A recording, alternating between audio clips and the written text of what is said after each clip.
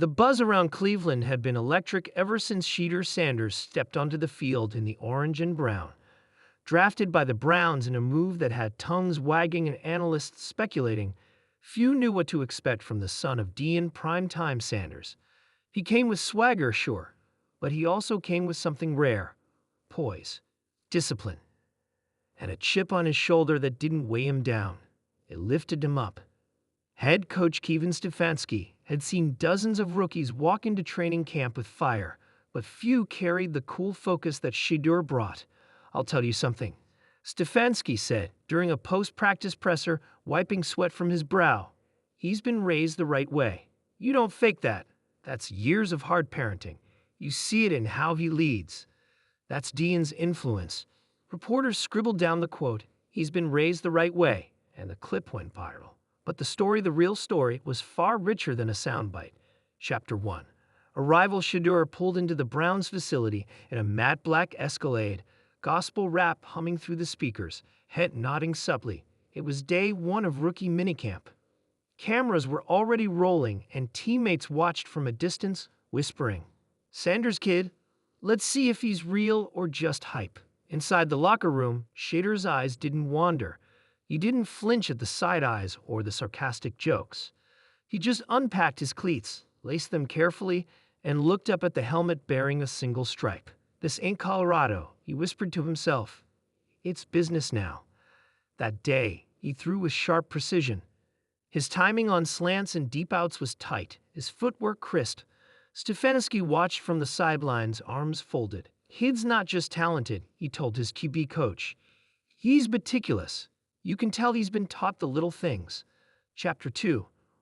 Roots back in Boulder before Cleveland came calling, Shedeur had grown under a spotlight, but also a microscope. Every step, every throw, every mistake was amplified because of his last name, but Deion never let him crumble under it.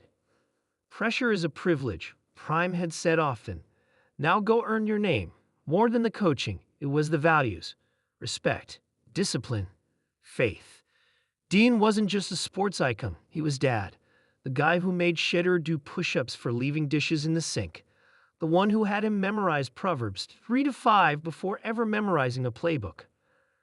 "Trust in the Lord with all your heart and lean not on your own understanding." It stuck, and it traveled with Shedeur to Cleveland. Chapter 3. Respect earned. Veteran wideout Amari Cooper was skeptical at first. "I've seen rookies with flash come and go," Cooper said to teammates. "Let's see if he listens when the game gets tough." It didn't take long. During joint practices with the Steelers, Shedeur took a late hit. Instead of barking at defenders or starting a scuffle, he got up, dusted himself off, and threw a 35-yard dart on the next play. Then he helped the linebacker who hit him off the turf. "You good?" he asked calmly. That night in the locker room, Amari pulled him aside. "Respect, Rook. That was grown man poise out there." Chapter 4. Stefanski's revelation mid-season. The Browns were 4-2. Shedeur had taken over the starting role after an injury to the backup QB, and Deshaun Watson was still nursing his own recovery. The pressure was mounting. After a nail-biting win against the Bengals, Stefanski called Shedeur into his office, closed the door. Shedeur did. The coach leaned back in his chair. "You remind me of someone." Yeah, not a player. A man I met years ago, real disciplined. Talked about raising his boys with purpose. I didn't know then that boy would be you." Shedeur smiled faintly. "My dad's never done anything halfway." "Well, tell him from me," Stefanski said. "He didn't just raise a quarterback. He raised a leader." Chapter 5.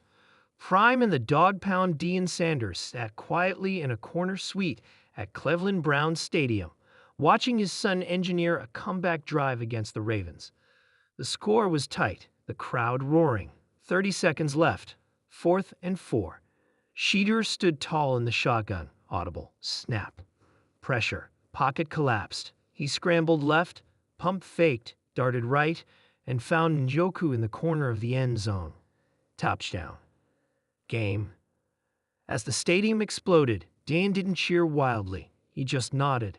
A proud, calm nod. In the postgame, a reporter caught up with him. "Coach Prime, how does it feel watching your son do this on the NFL stage?" Deion smiled. I feel like any father would, proud, but not surprised. I raised him to handle moments, not chase them.